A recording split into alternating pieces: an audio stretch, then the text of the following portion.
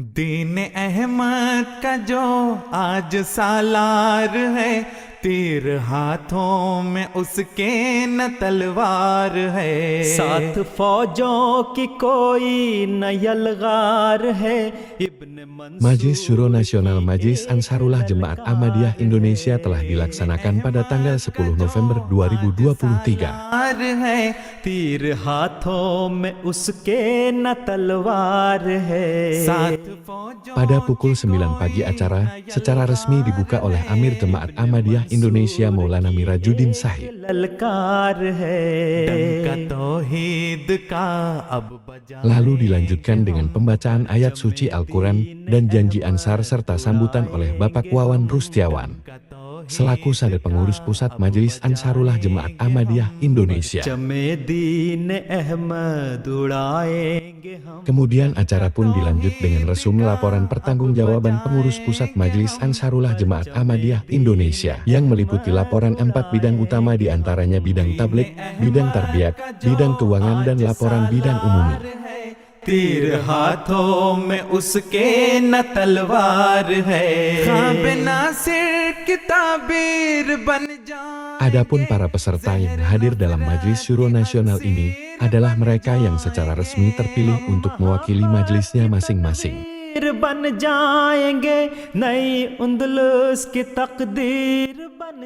Menjelang sholat Jumat, acara pun dijeda. Acara kemudian dilanjut setelah sholat Jumat dan istirahat makan siang untuk mendengar tanggapan peserta atas laporan pertanggungjawaban. Dan menjelang sholat maghrib, acara Majelis Syuro Nasional pun berakhir.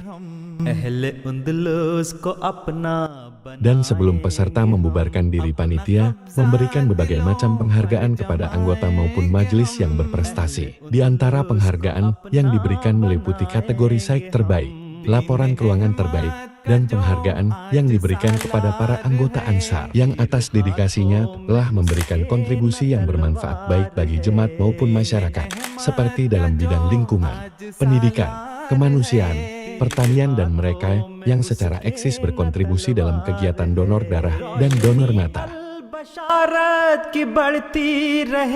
उसकी बस्ती हमेशा ही बसती रहे, उस पे हर सुबह खुशियों की चढ़ती रहे, उस पे रहमत खुदा की बरसती रहे। नूर ईमान की शम्में जलाएंगे हम, मस्जिदें और भी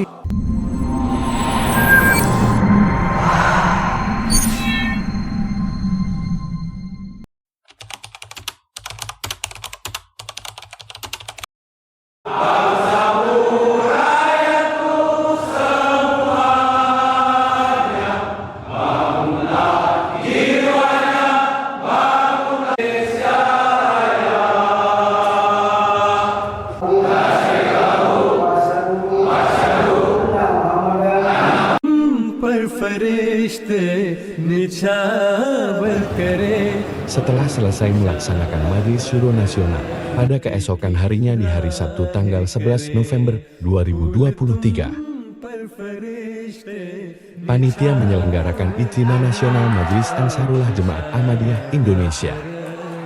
Jika pada Majelis Syuro Nasional para pesertanya adalah wakil yang dipilih oleh setiap majelis, maka pada penyelenggaraan Ijtima Nasional para pesertanya adalah seluruh anggota Majelis Ansarullah Jemaat Ahmadiyah Indonesia.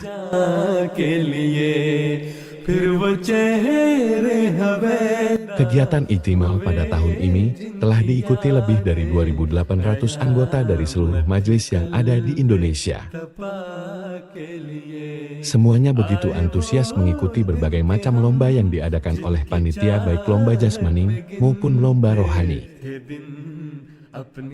Di antara lomba kerohanian yang dipertandingkan adalah lomba membaca Al-Quran dan lomba pidato. Sedangkan lomba jasmani diantaranya pertandingan tenis meja, badminton, bola voli, dan berbagai lomba ketangkasan yang bersifat permainan. Dalam Ijtima kali ini pun diselenggarakan bazar yang menyajikan produk-produk usaha menengah dan kecil para anggota.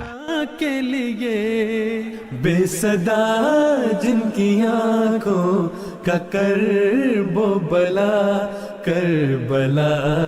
Tidak ketinggalan acara bakti sosial berupa kegiatan donor darah pun diselenggarakan dalam Ijtima Majlis Ansarullah tahun ini. जिनकी चाहत में गिनते थे दिन अपनी तस्वीर Panitia pun menyediakan layanan pijat dan cukur gratis bagi para peserta.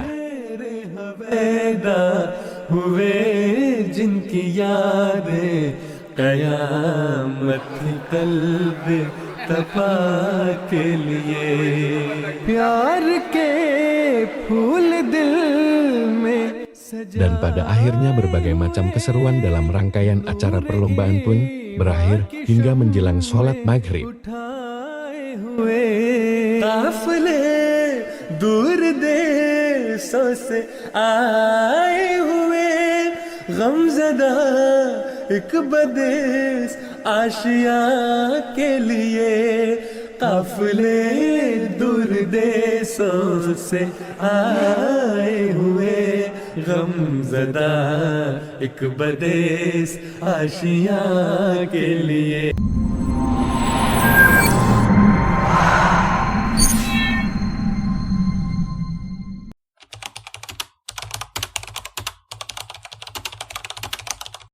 Kemudian melarang kegiatan, tapi hari ini beliau justru diundang dan diperintahkan resmi oleh pemerintah Kabupaten Sentong untuk melihat dari dekat Ahmadiyah. Silakan Pak Panglima. Terima kasih. Yang saya hormati Kiai, Ustadz, Mubalik, dan seluruh hadirin yang tidak bisa saya sebutkan satu persatu. Selamat malam, salam sejahtera bagi kita semua.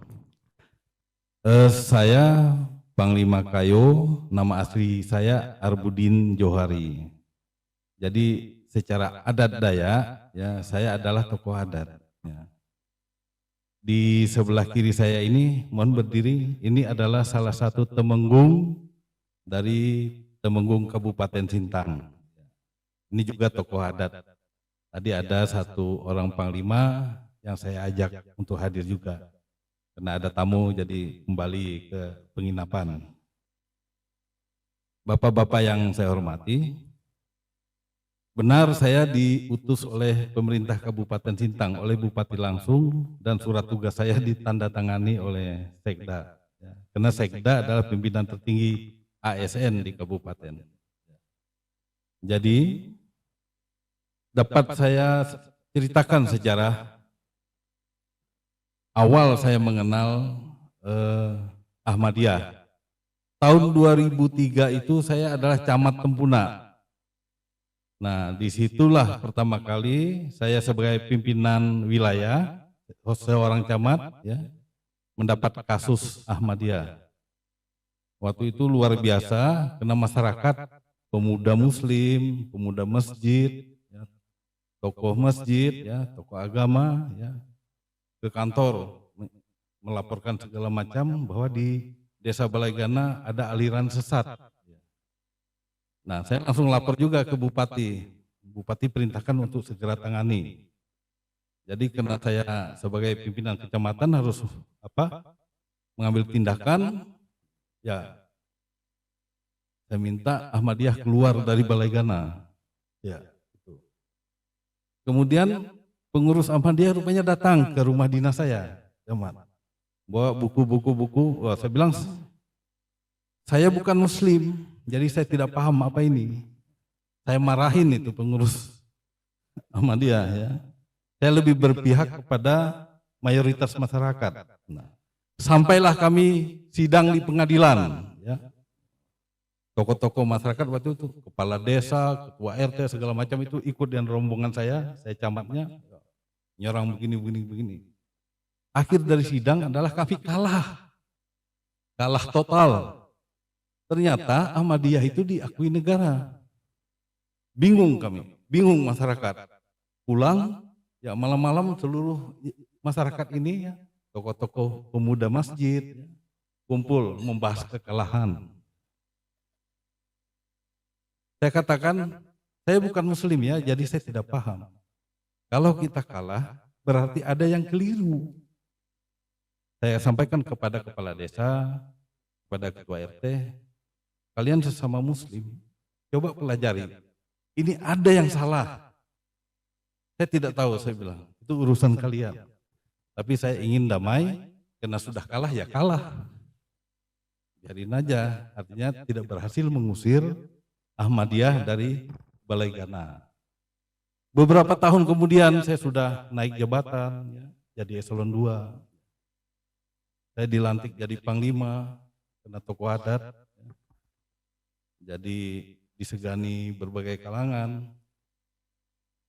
Timbul lagi masalah Ahmadiyah.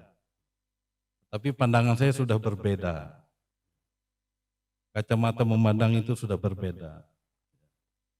Mereka datang, Pak Ustadz datang dan teman-teman Ahmadiyah mengatakan begini, kubah masjid kami mau dirobohkan, kami dipersekusi.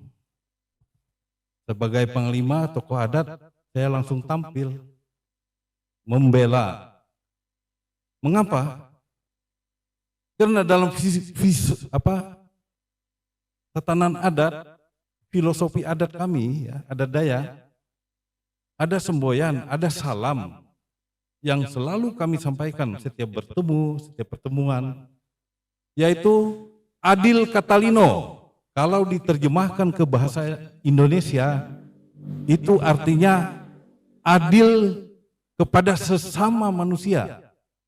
Filosofi budaya Dayak kami. Yang kedua, bacu ramin kasaruga. Kalau diterjemahkan ke bahasa Indonesia itu artinya bercermin ke surga. Artinya seluruh perilaku kita meniru surga, kebaikan, tutur kata, sifat, dan lain sebagainya. Yang ketiga, basengat kak jubata.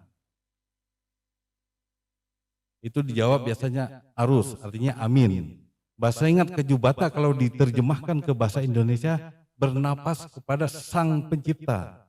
Artinya hidup kita ini adalah milik pencipta. Kita mengabdi kepada pencipta. Itu adalah filosofi hidup kami. Masyarakat Dayak. Adil terhadap sesama, artinya tidak membedakan apa-apa, siapapun, kaya, miskin, dan lain sebagainya.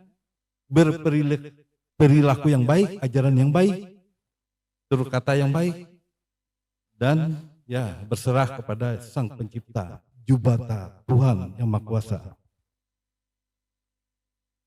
Selama berkembangnya waktu, saya melihat ya perilaku ini justru ada di Ahmadiyah. Mereka sama-sama melihat keadilan, tidak memandang siapapun, agama apapun, ajarannya baik, sama dengan kami yang masyarakat adat. Mereka beribadah juga, ya ibadah menurut mereka ya sama juga dan yang lain-lain, sama dengan yang Kristen, saya Kristen, ya Katolik beribadah juga, mereka beribadah juga, ada masjidnya. Karena itulah kami mendukung, ya membela Ahmadiyah yang dipersekusi di Kabupaten Sintang. Sebagai pemerintah saya sudah memberikan penjelasan bahwa ada keliru, salah pandang. Seperti saya waktu camat tempo hari, karena tekanan orang banyak ya, yang menyalahkan itu lebih banyak. Jadi saya ambil yang banyak aja. Ternyata itu keliru. Pemerintah selalu mendengungkan 4 pilar kebangsaan. Pancasila, NKRI, Undang-Undang Dasar 45, kebinekaan. Saya menilai ya pemerintah ini harus juga membuka pikiran, kebinekaan masih kurang.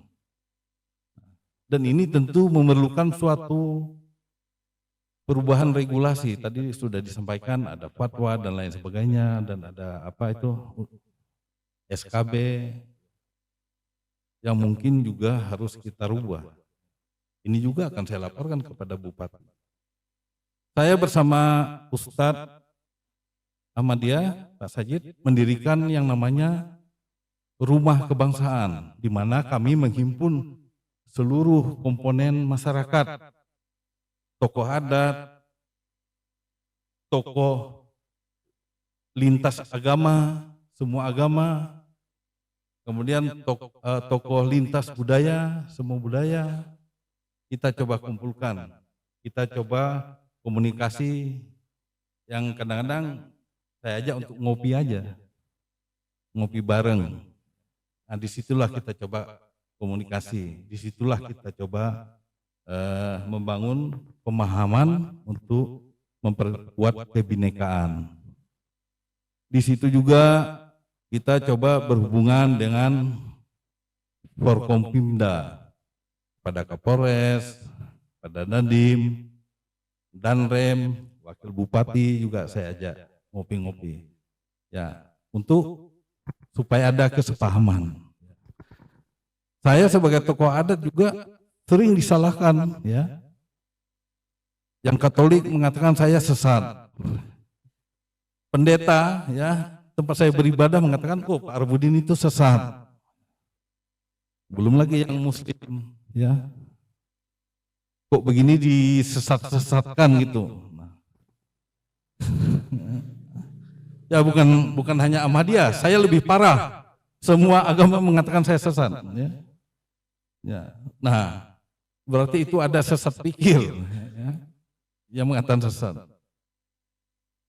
Itulah salah satu yang coba saya bangun, yaitu lewat rumah kebangsaan. Nah, di dalam budaya adat Dayak, ya, dengan filosofi yang saya sampaikan tadi, kami adalah masyarakat yang terbuka. Ahmadiyah ya tentu begitu mudah masuk ke masyarakat Dayak. Kita saling menghormati. Ya, walaupun saya akrab dengan pengurus Ahmadiyah, tidak serta-merta saya jadi Ahmadiyah, ya tetap aja saya tokoh masyarakat. Ya, tidak ada masalah. Tapi kita punya filosofi yang sama. Nah, ketika masyarakat, misalnya masyarakat adat, ada gotong royong, ya, kita kan paling sering itu nanam padi atau apa.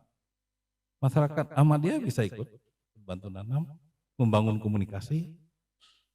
Masyarakat lain, agama lain juga bisa di masyarakat. Nah, lewat rumah kebangsaan mungkin kita bisa membangun. Benar kata dari pemuda Ansor tadi, komunikasi ini yang harus kita bangun bersama. Ya. Sehingga ke depan bangsa kita itu betul-betul adalah bangsa yang bermartabat, menjaga 4 pilar kebangsaan ini tadi. Tidak berat sebelah, semua rata. Ibaratnya 4 pilar ini betul-betul menopang rumah yang utuh. Kita tinggal bersama di rumah besar ini. Rumah milik kita semua. Rumah bangsa Indonesia. Itu harapan kami juga, harapan pemerintah. Memang pemerintah perlu membuka pemikiran, merubah regulasi. Luar biasa Pak Prof informasinya. Saya berada di tengah-tengah kegiatan ini, walaupun ini untuk pertama kali berada di sini, rasa seperti ya saudara di Sintang sana. Ya, luar biasa, baik, ramah dan lain sebagainya. Sesuai dengan filosofi kami masyarakat adat. Itu kesan saya, bahwa tidak ada yang keliru ketika kita menjalankan ya kepercayaan, ya, karena faktor yang sama, ya, kemanusiaan, ya, perilaku yang baik, dan ketuhanan itu kita miliki semua. Hanya tinggal kita membuka pikiran masing-masing untuk tidak saling menyalahkan. Terima kasih. Baik, baik. Selamat malam. Selamat malam sejahtera bagi kita semua. Nah, karena juga pasti kita juga diburu oleh waktu, ya. Nah, kita akan langsung saja kepada saudara-saudara kita, tamu-tamu istimewa kita dari daerah Banten. Tadi disentil sedikit Cikusik, ya, dekat-dekat lah ya dari Banten. Nah, silahkan Bapak Kiai, Pak Ustadz muda kita, mungkin ingin menyampaikan bagaimana setelah beberapa hari ini atau mungkin juga beberapa waktu sudah berjumpa dengan saudara-saudara kami di Rangkas Bitung ya atau Pandeglang. Silakan Pak Ustadz. Saya duduk saja ya. Silakan, Atau silakan. berdiri. Boleh. Assalamualaikum warahmatullahi wabarakatuh.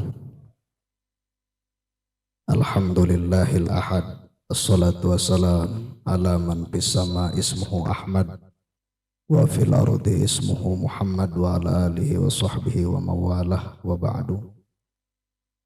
Al-Mukarram Fadilatul Syekh Kiai Haji Taslim wa Profesor Kunto bahasa Sunda apa bahasa Indonesia yang ngomong nakabat. Sudah. Campur-campur.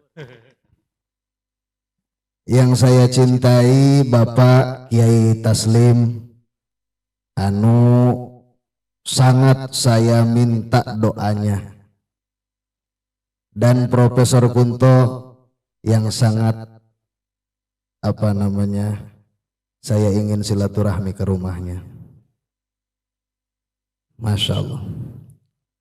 Alhamdulillah, mungkin saya ini Pak Kiai, ini adalah awal saya bisa berkumpul bersama organisasi Jemaat Ahmadiyah.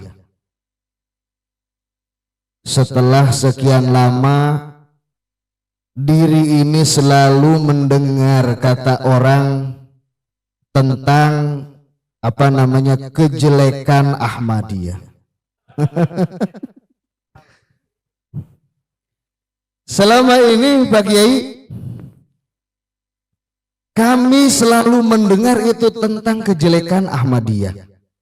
Bahkan cina ge sholatna beda, adannya beda, bahkan syahadatnya wa asyhadu anna Mirja Ghulam Ahmad Rasulullah. Ini di Banten sana begini informasinya Pak Kiai. Tapi setelah saya masuk semalam ikut melihat MKH, ternyata adanya sama Pak Kiai. Ini saya baru sehari atau 2 hari mengikuti agenda kegiatan Ahmadiyah, tetapi semua muamalahnya sama dengan yang saya lakukan di sana. Alhamdulillah. Satu saja yang saya ini di Ahmadiyah yang mau saya tanyakan, dan perlu penjelasan yang sejelas-jelasnya, khususnya dari Pak Kiai Taslim, tentang Imam Mahdi. Ini serius nih, perhatikan ya. Karena kami itu dari dulu-dulu sudah diajarkan, mungkin kisah saja tentang Imam Mahdi, di mana Imam Mahdi dilahirkan. Tapi memang dalam pertanyaan saya setuju dengan Pak Kiai Taslim, kita harus belajar Islam dari Barat. Karena ada dalam satu kitab At-Tadhkirah itu Pak Kiai mengatakan Imam Mahdi itu dilahirkan di Madinah, tetapi diturunkannya di negeri Barat, di kitab Tadhkirah.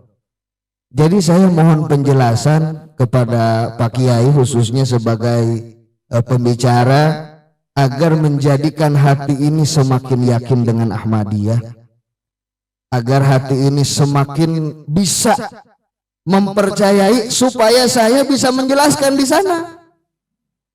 Gitu Pak Kiai. Sebab kalau saya tidak mendapat jawaban ini, karena pasti ketika saya mengatakan sholatnya sama, adannya sama, ibadahnya sama, pasti ujung-ujung Imam Mahdi nu beda. Begitu Pak Kiai. Jadi saya dengan kerendahan hati, kami rombongan dari Banten ini 11 orang. Alhamdulillah, ini adalah pertama kali mengikuti acara Jemaat Ahmadiyah. Jadi Pak Kiai, supaya saya ini bisa menjelaskan kepada masyarakat, bil khusus jamaah-jamaah saya yang ada di sana, tentang bagaimana sih Ahmadiyah itu. Saya mau bercerita bagaimana wong saya baru 1 hari 2 hari kok ikutnya gitu kan. Makanya saya memohon penjelasan kepada Pak Kiai agar dijelaskan sejelas-jelasnya kaifa Ahmadiyah wa kaifa fikrah inda Ahmadiyah bihali Imam Mahdi. Kadzalik jazakumullah alal waqt. Syukran. Assalamualaikum warahmatullahi wabarakatuh. Waalaikumsalam warahmatullahi wabarakatuh.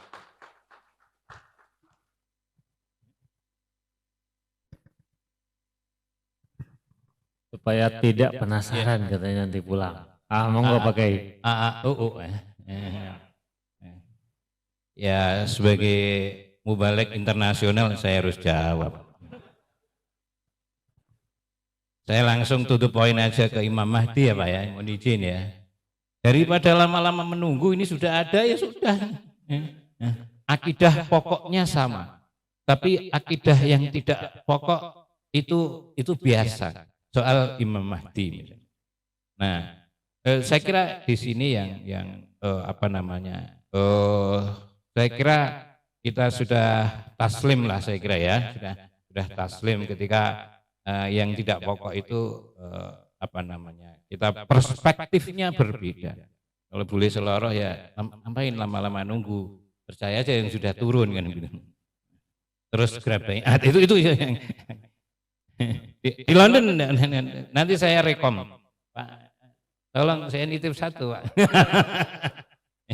Jadi biar semakin hormat sama saya. Begitu Jadi itu satu hal. Lalu yang kedua, saya langsung masuk aja kepada pesan yang mulia Hadrat Hudur ya, Khalifah kelima. Jadi beliau, karena saya bersama beliau Pak Sadar dan kawan-kawan, beliau pesan begini. Jadi beliau ngetika begini. Saya terima kasih kepada saudara-saudara kami dari Indonesia, terutama kemarin para pejabat sudah menyampaikan bahwa ada kemungkinan besar Ahmadiyah di Indonesia perkembangannya membaik. Karena itu saya minta tolong sampaikan kepada masyarakat Indonesia setidaknya menyampai angka 70% bahwa Ahmadiyah itu Islam. Tidak perlu segera baiat, tapi kalau segera baiat baik. Ini tambahan saya. Itu cerita sabda langsung yang saya dengar dari Huzur Rawahut Taslim.